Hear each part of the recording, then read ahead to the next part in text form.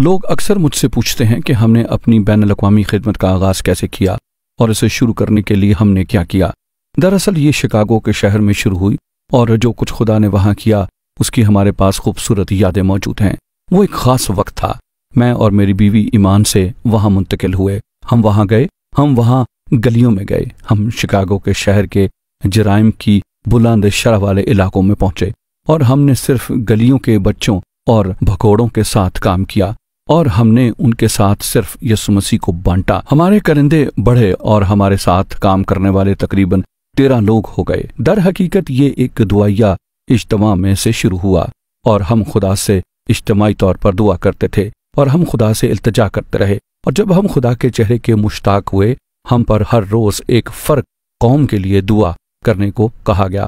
وہاں ایک نقشہ تھا، دنیا کا نقشہ ہمارے پاس دیوار پر تھا، اور ہم ایک قوم کو لیتے اور ہم اپنے سٹاف میٹنگ میں اس قوم کے لیے دعا کرتے۔ ایک دن ہم جرمنی کی قوم کے لیے دعا کر رہے تھے اور خدا نے مجھے ایک بوجھ دیا۔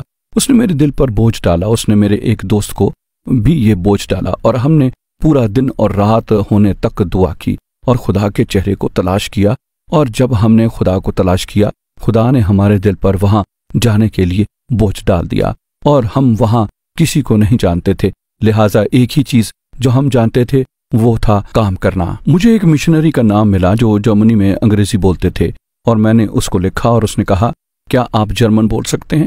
کیا آپ یہاں کسی کو جانتے ہیں؟ میں نے کہا نہیں۔ انہوں نے کہا یہ تو پاگل پن ہوگا۔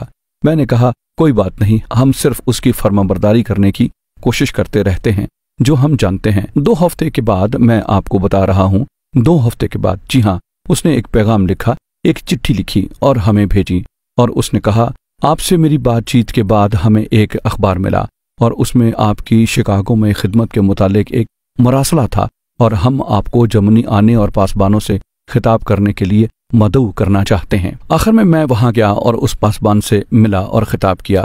میں آپ کو بتانا چاہتا ہوں کہ اس کانفرنس میں خدا متحرک ہوا اور کام کیا، اور پھر اس نے پورے جرمنی میں جانے میں ہماری رہنمائی کی، اور میں نے برلن میں منادی کے ساتھ اختتام کیا، اور وہاں میں ہر روز دیوار برلن جاتا اور دعا کرتا، اور پھر خدا نے دروازے کھولے اور ہم مشرقی برلن میں گئے اور ہم نے کمیونسٹ ممالک میں خدمت شروع کی، اور ایک چیز نے دوسری کی جانب ہماری رہنمائی کی۔ لیکن میں نے کچھ سیکھا، ہر روز آپ کو ایک وقت میں ایک دن لینا ہے اور ہر روز خدا کی فرما برداری کرنی ہے۔